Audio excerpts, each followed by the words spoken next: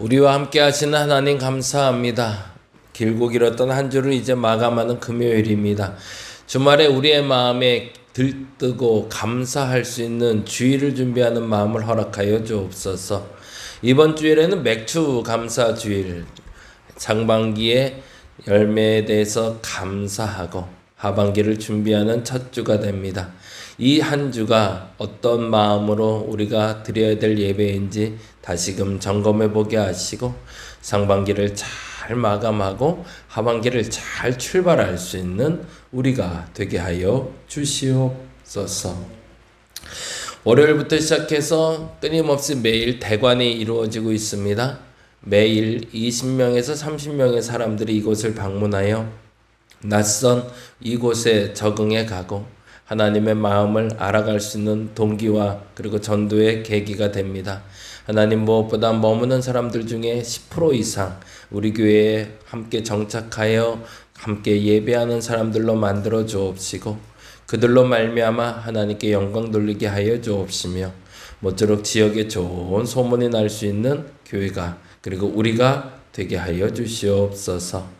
병상에서 때로는 병중에 병원을 오가며 그리고 여러 가지 학교 문제로 상황으로 고민했던 모든 것들에 대해서 하나둘 이제는 결론을 허락하신 주님 주신 결론에 감사하며 또한 내일을 준비하는 우리가 되게 하여 주시옵소서.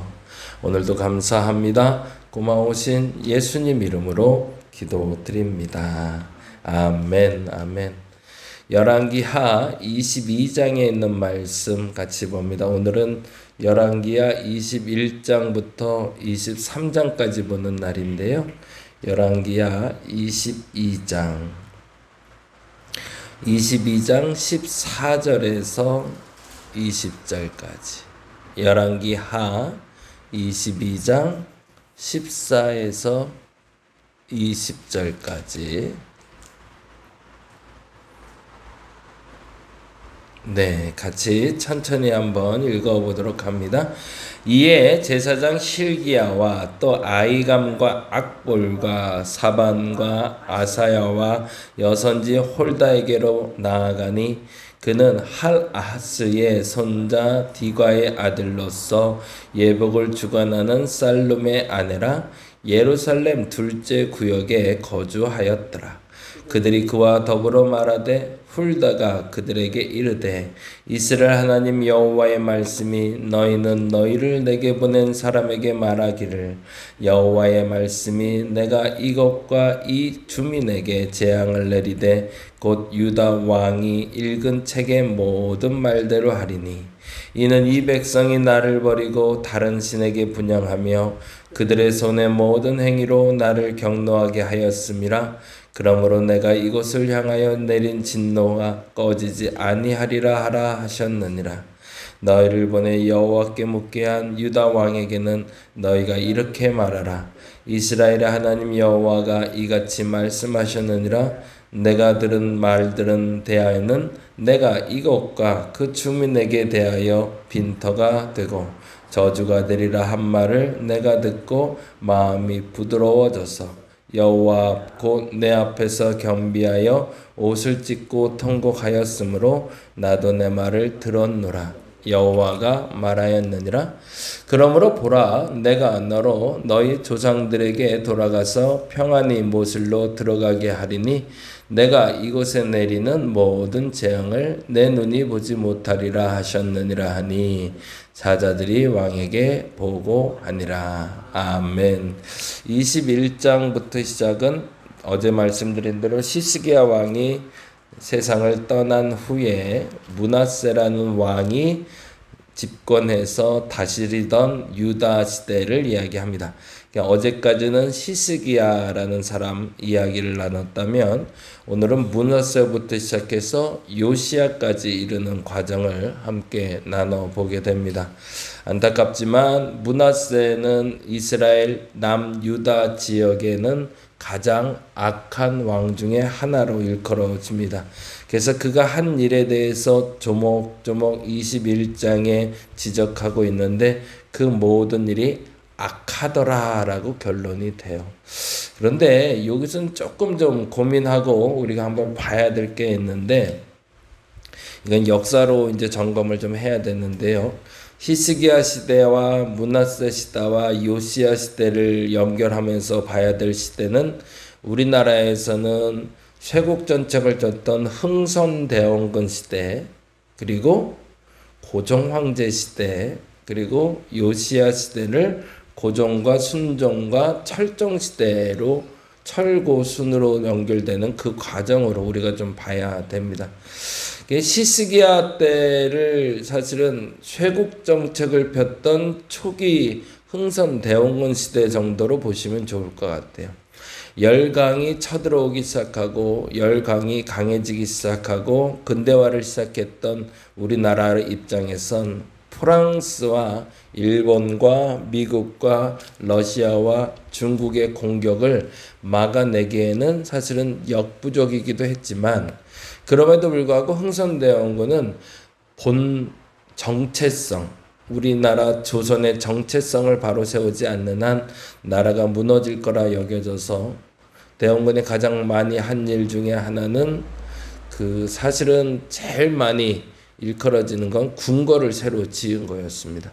그리고 세금에 대해서 감면해주는 역할을 하며 나라의 왕권을 다시 세우고자 애를 썼거든요.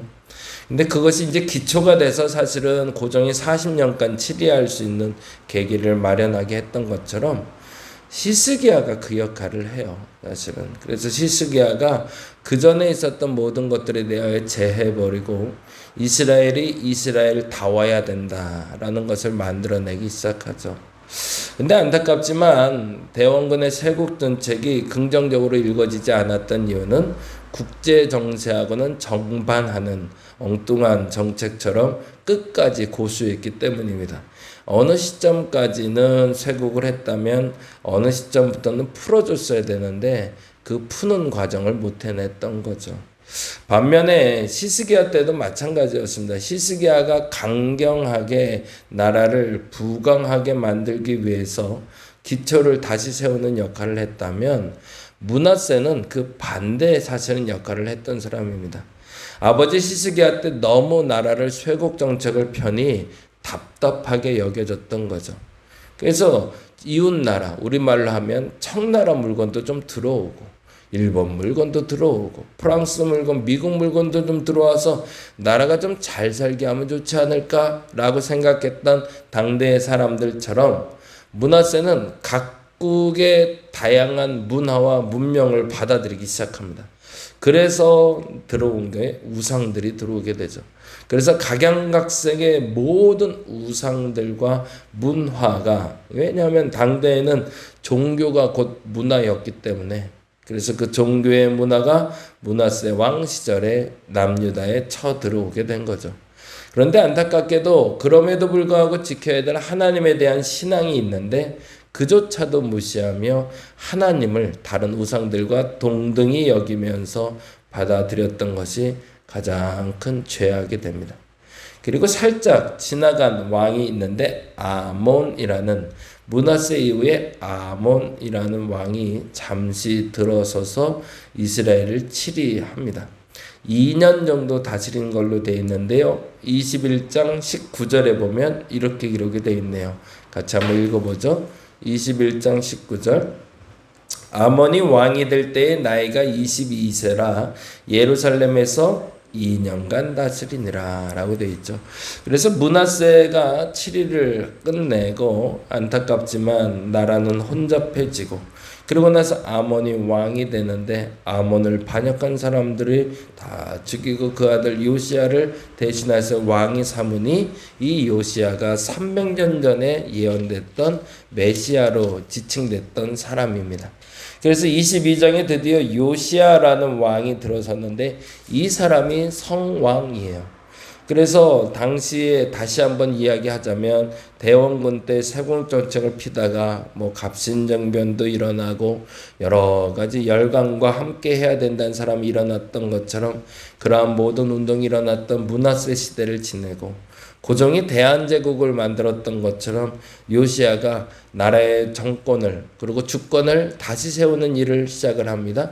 그래서 시작했던 게 요시아는 다시금 므낫세 때 들어왔던 모든 열방의 문화들을 내쫓기 시작합니다.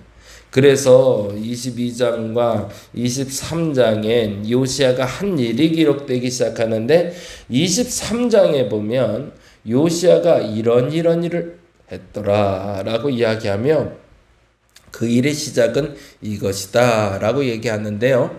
그게 1절부터 3절이 됩니다. 23장 1절에서 3절을 한번 볼까요? 왕이 보내 유다와 예루살렘의 모든 장로를 자기에게로 모으고 이에 왕이 여호와의 성전에 올라가매 유다 모든 사람과 예루살렘 주민과 제사장들과 선지자들과 모든 백성이 노소를 막론하고 다 왕과 함께 한지라 왕이 여호와의 성전 안에서 발견한 언약책의 모든 말씀을 읽어 무리의 귀에 들리고 왕이 단 위에 서서 여호와 앞에서 언약을 세우되 마음을 다하고 뜻을 다하여 여호와께 순종하고 그의 계명과 법도와 율례를 지켜 이 책에 기록된 이 언약의 말씀을 이루게 하리라 하매 백성이 다 언약을 따르기로 하니라 라고 되어 있잖아요.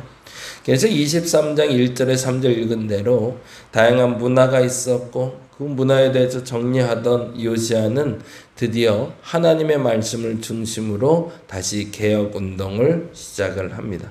그 중심엔 대제사장 실기야가 있었고 함께 4절부터 20절까지 수많은 제단들, 이방신들, 산당들을 제거하는 일이 나오고요.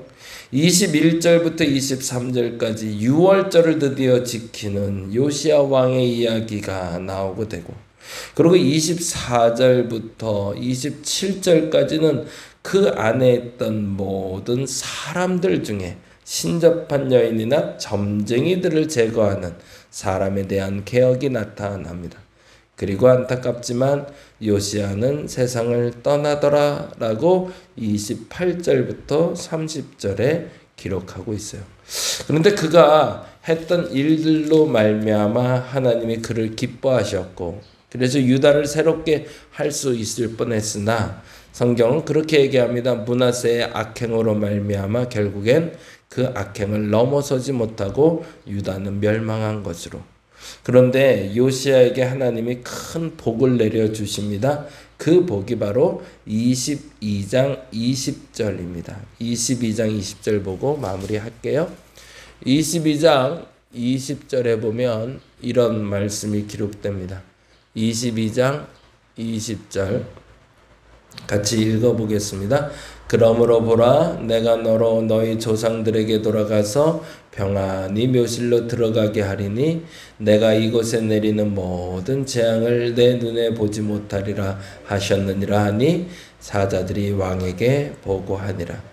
안타깝지만 요시아의 개혁이 완성품으로 만들어지진 않습니다. 단지 계기는 됐고 동기가 되어 새롭게 시작할 수 있는 동기부여까지는 됐지만 그러나 유다를 온전히 새롭게 할 수 없다는 것을 인정하고 유다는 결국에 멸망할 것이다 라는 예언이 됩니다. 그런데 요시아에게는 복을 베풀어 그의 눈에는 모든 재앙을 보지 않게 하리라 라는 것이 그에게 마지막 주신 복이었습니다. 때때로 사람들이 하고 싶어 하는 일들 그리고 하나님 앞에 바로 서는 사람들이 새롭게 하고자 하는 일들이 있습니다. 근데 그게 마음대로 잘 안 될 때가 있어요. 그런 것들 있잖아요. 기도하면 병이 좀 났으면 좋겠고 기도하면 내가 원하던 대로 됐으면 좋겠고 기도했으니까 하나님이 그 뜻 이루어줬으면 좋겠는데 근데 기도했는데도 그 뜻대로 안 될 때가 있더라고요. 근데 그럴 때 너무 원망하지 마시고 다시 한번 되짚어서 오늘 본문 말씀 같은 깨달음이 저 여러분에게 있기를 바랍니다. 내가 그 병을 완전히 고치진 않았지만 그러나 내게 이러한 은혜를 주었다 라고 말했던 요시아에게 말했던 말씀처럼 그 과정과 그리고 기도하는 사람들 그리고 기도했기 때문에 하나님이 그래도 여기까지 인도하셨다라는 은혜의 고백이 저와 여러분에게 있기를 간절히 바랍니다. 기도하겠습니다. 때때로 기도하다가 원망이 되는 이유는 기도하면 이렇게 돼야죠. 기도했는데 이렇게 하셨어야죠 라고 생각하는 일이 이루어지지 않았을 때입니다. 그럼에도 불구하고 요시야의 마지막을 우리가 기억하게 하여 주옵소서. 내가 이만큼 했으니 이만큼 뜻을 달라, 결과를 달라 요구했다 할지라도, 안타깝지만 그 일이 이루어지진 않았다 할지라도, 그럼에도 불구하고 내가 너에게 이러한 특별한 은혜를 임하게 했다라는 하나님의 음성을 듣게 하시고, 그래서 아멘 할 수 있는 우리가 되게 하여 주옵소서. 우리의 소원에, 우리의 뜻에 형통한 듯 내가 원하는 것이 척척 이루어지진 않았어도, 그럼에도 지금까지 인도하신 하나님, 그리고 지금을 인도하신 하나님이 있음을 믿고 아멘 하는 우리가 되게 하여 주시옵소서. 오늘도 감사합니다. 그리고 오늘은 금요 기도회가 있는 날입니다. 저녁에 모여 기도하는 당신의 사랑하는 백성들 붙들어 주시고 그들의 기도에도 응답하여 주시며 그들이 서운해하지 않도록 그들에게 임한 은혜를 깨닫게 하여 주시옵소서. 오늘도 감사합니다. 고마우신 예수님 이름으로 기도드립니다. 다 같이 기도하고 돌아갑니다.